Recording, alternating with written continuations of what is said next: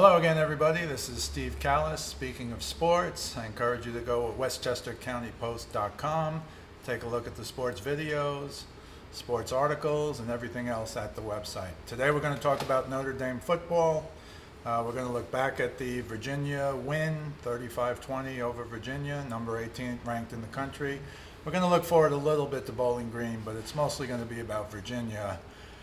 Because the Bowling Green game is really going to be more of a let's work on what we need to work on game. But back to Virginia, they started off really well against Notre Dame. You got to give Bryce Perkins credit. He had a heck of a first half, but eventually Notre Dame's defense really clamped them down in the second half, and Notre Dame came on to win relatively easily at the end. They were down 17-14 at the half. And here's essentially what happened. The defense took over like it hasn't all year. Julian Okwara, who got the game ball, he was a beast. He had 3 sacks. He caused 2 fumbles, one of which he recovered. Another one of the fumbles was recovered by Myron Tungu Vailoa Amosa. And, Myron Tungu Vailoa Amosa recovered the fumble that Jameer Jones caused, and he ran it back 27 yards to about the 7-yard line, and then they went in from there to take the lead.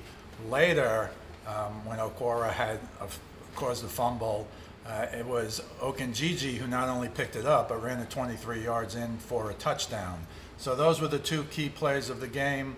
That turned a 17-14 deficit into 28-17 lead. And the running game took it over from then. You know, Tony Jones Jr. was great. They're still missing Jafar Armstrong. But Tony Jones Jr., 131 yards and a touchdown. But it wasn't just Tony Jones Jr. Sibo Flemister got some carries. He didn't rush for a lot of yards, 27 on 6 carries. But as Doug Flutie said on the telecast, he showed elusiveness, the ability to make people miss. And that's something that's been missing, frankly, in the Notre Dame running back. So he's somebody to watch in the future. He'll get a lot of reps, I'm guessing, this week against Bowling Green. A lot of criticism or questions about Ian Book, but when you're running the way Notre Dame ran, 168 yards total, I don't know what you want the quarterback to do. He was 17 for 25 for 165 yards, no touchdowns, no picks, but you almost become a game manager, especially in the fourth quarter when what are you trying to do? You're trying to run out the clock. And that's exactly what they did with the running game. Tony Jones Jr., 131 yards, 96 in the fourth quarter. Again, when you have a lead, that's exactly what you want to do. So I didn't view Book's performance to be as bad as others. You know, some people are saying he's regressed. Keep in mind he's only started 13 college games at Notre Dame. He's been the starting quarterback. That's like 1 season.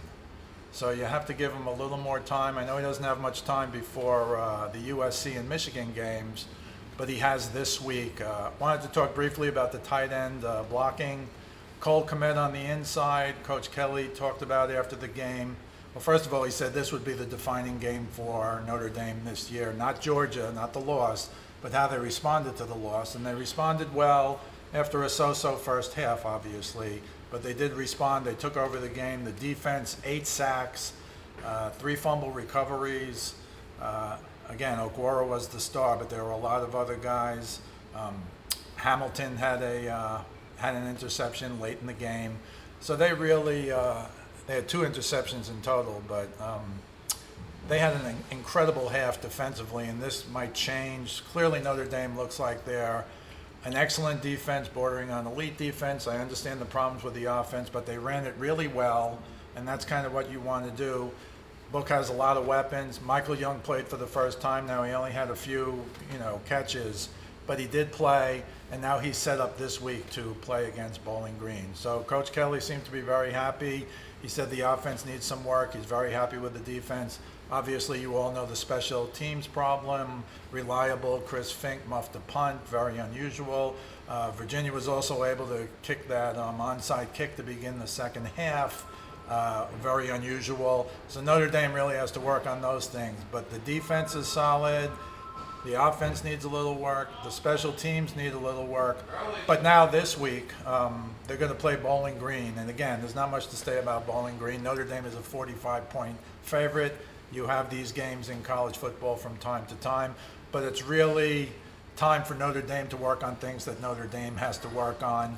You know, Michael Young will get more reps. Maybe Sebo Flemister will get more reps. You all know that Dalen Hayes is now out for the season, but that means Jameer Jones, who did cause that one fumble, he'll get more reps. And Dalen Hayes has already announced he'll be back next year, so that's good news, obviously, for Notre Dame fans.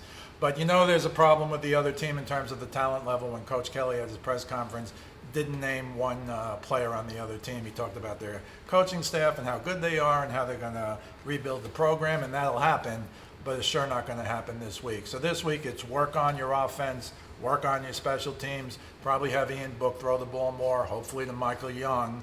And then after that comes, you know, they have two big games, USC and then a bye week, and then Michigan. So those are probably two of the biggest games of the year after the Georgia game. So I think things are looking up for Notre Dame. They still have a chance to run the table. I think that means they still have a chance to make the Final Four, if you will, the College Playoff Bowl. And I think they put themselves in a good position, and this week is the week to work on a lot of stuff. This is Steve Kallas, speaking of sports. We'll see you the next time.